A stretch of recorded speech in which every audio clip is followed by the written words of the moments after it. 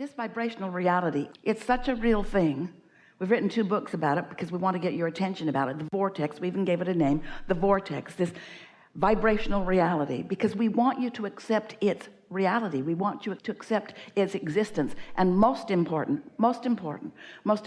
comment of the day, we want you to tune yourself to the frequency of it. That's what the receiving mode is.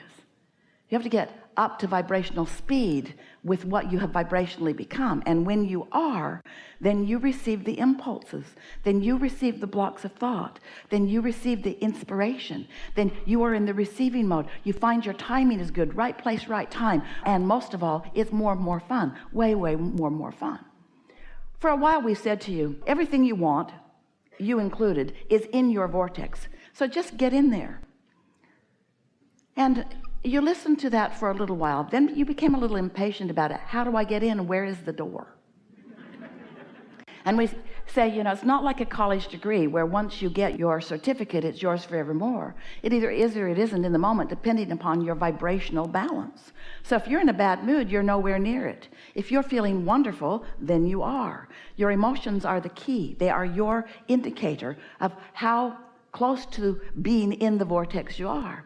And then we began a more easy for you to understand analogy.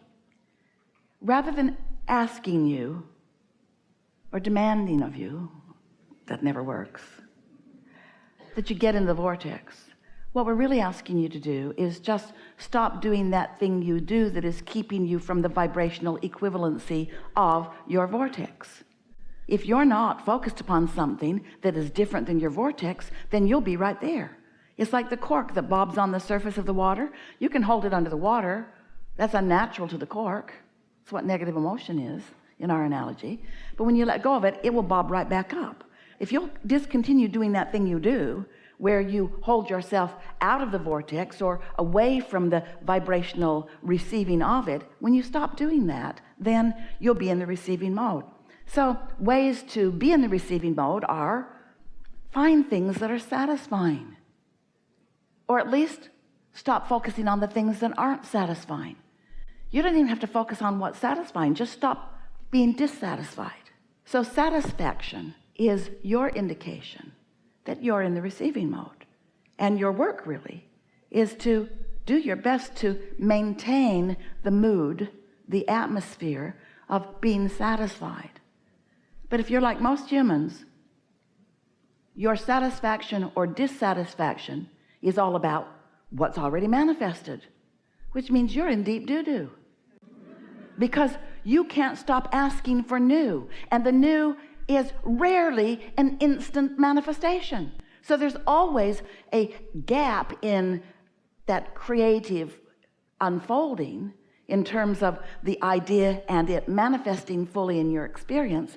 And if you are fixated on looking at what is, then you may very well, if you're like most, find a rather large measure of dissatisfaction, which is what's slowing the whole works down. So we want to talk with you about how you can be more satisfied. We want to talk with you about rampages of appreciation. We want to talk to you about books of positive aspects. We want to talk to you about all of those things, sort of, kind of, blah, blah, blah.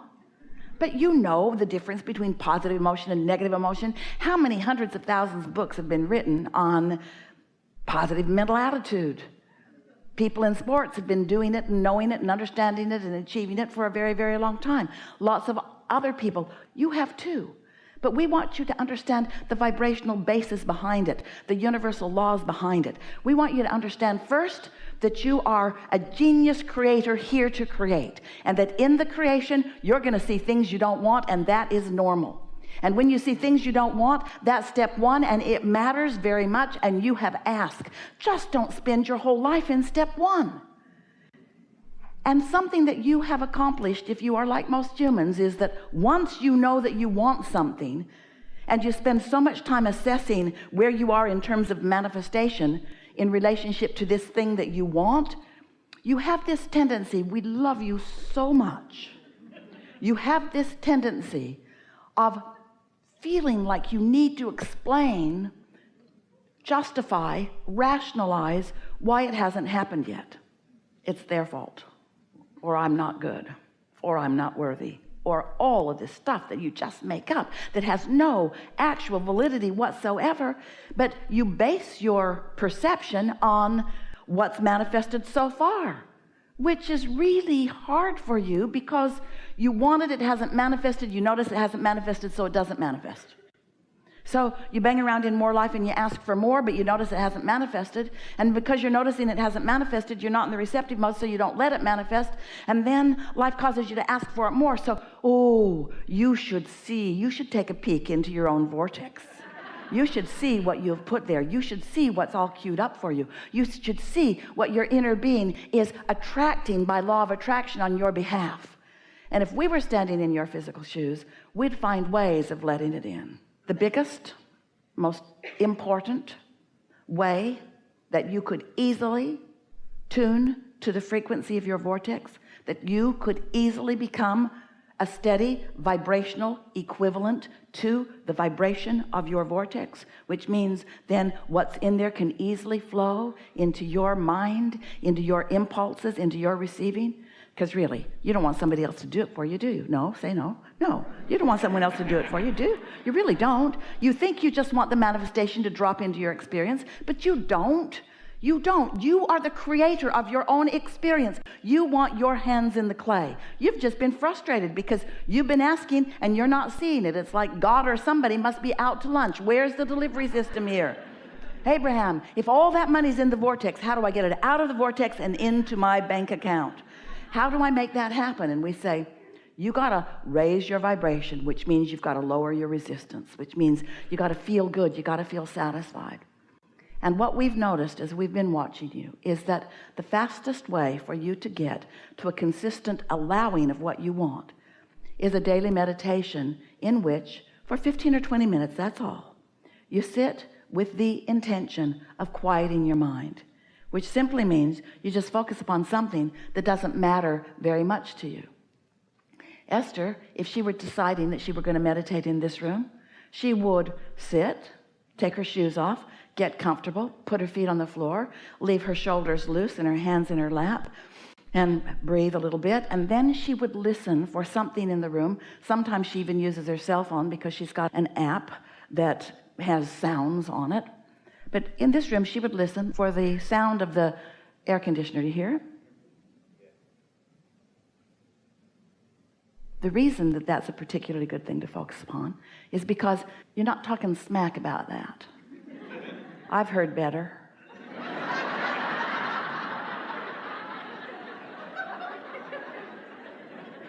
You don't do that with that. And because it's not very juicy in thought, if you will continue to turn your attention back to it. Now, you may, depending on how far into your day you are, earlier you meditate, the better, the easier for you. As you focus upon it, your mind may wander because your mind already has some momentum going. There are already active thoughts. So the whole point of meditation is to distract yourself from the thoughts that are active, because when you distract yourself from the thoughts that are active, you're no longer adding to the vibrational momentum of the thought. And each time you quiet your mind, so any active thoughts that may be resistant in nature are now not a player in your vibrational mix, then your vibration begins to rise. And it doesn't take long before you're in sync with who you are. Now, don't be upset if once you've found that place of detachment, if thoughts are flowing in your mind, just ask yourself the simple question. Okay, the thoughts are louder now than the air conditioner that I was focused upon, but are these thoughts satisfying? And if the thoughts are satisfying, then just know that you are most likely in the receiving mode, and that you and your inner being are sharing these thoughts. Your inner being is thinking these thoughts, and you are receiving these thoughts, and you and your inner being are thinking these thoughts. And the momentum, can you feel it in your body? Some of you can, can't you? The momentum of these thoughts is the process of thoughts turning to things. Now, they're not going to turn to things immediately. The ceiling isn't going to open and your $20 million is not going to fall at your feet, probably. Now we're talking smack about your millions. But what is going to happen is the vibrational momentum is becoming more, and whatever it is that you've asked for that has already been given is now going to be within your vibrational view, your emotional view, your sensing view, your impulse view. You know it. Sometimes you're in traffic. Driving is really a nice thing because often you're distracted from thoughts, and often you'll get an impulse to change lanes or to take an exit or to do something that is clear communication from your inner being. But if you're not practiced at deliberately quiet your mind, if you're not practiced at deliberately raising your vibration, if you're not practiced at the feeling of alignment, if you don't know when you're in the receiving mode and when you're not, you see, we want to call that under the influence. Really under the influence of who you really are. But we also have to say you are always 100% of the time under the influence of something. And usually we love you so much you are under the influence of what is, which means what is not changing for you. You got to stop being so under the influence of how things are and allow yourself through meditation and appreciation and positive aspects and any other thing that you can think of. If it's satisfying for somebody to rub your feet, get your feet rubbed. And so on. Satisfaction, satisfaction, satisfaction, satisfaction, satisfaction, satisfaction. When you make that something that matters to you, others around you will call you selfish. Others around you may not understand the importance of this alignment that we are guiding you toward. But when you will put how you feel first and foremost, and then you will set yourself up for success. One day, many years ago, Esther was talking to her daughter, Tracy, and Tracy's children were little. And Esther was on the phone with her, and Esther said, "What are you doing?" And Tracy said they were getting ready to go out for the day. They were going to meet Jerry and Esther somewhere. And Tracy said, "I just want to set them up for success for this day." And Esther said, "What do you mean?" And she says, "I mean, I want them to have eaten. I want them to have had their nap. I want them to be in the place where they are going to have the best day with you guys." Isn't that a nice thought? Don't bring your kids out starving and hangry. And don't do it to yourself either. Don't enter your day sleep deprived and deprived of things that matter to you. You got to be nicer to you. You got to put yourself in the place of more moments of your day feeling satisfaction, which means you got to tune yourself to the things that are. Esther was on an airplane flying into White Plains, and she was basking in the beauty of the day. Oh, such a pretty day. Such a nice flight, such a nice airplane, such an easy commute. She had her neck pillow, her lovely neck pillow. She takes it everywhere she goes. It's odd she doesn't have it on now. And then she thought, "Oh, I am just the slightest bit chilly." So she took the blanket and unwrapped it and pulled it up and had her eyes closed, basking. And flight attendant came to her and he touched her. She opened her eyes. He knew that she had just settled in for her long winter's nap. And he said, "Here's a bottle of hot water. It will keep you warm."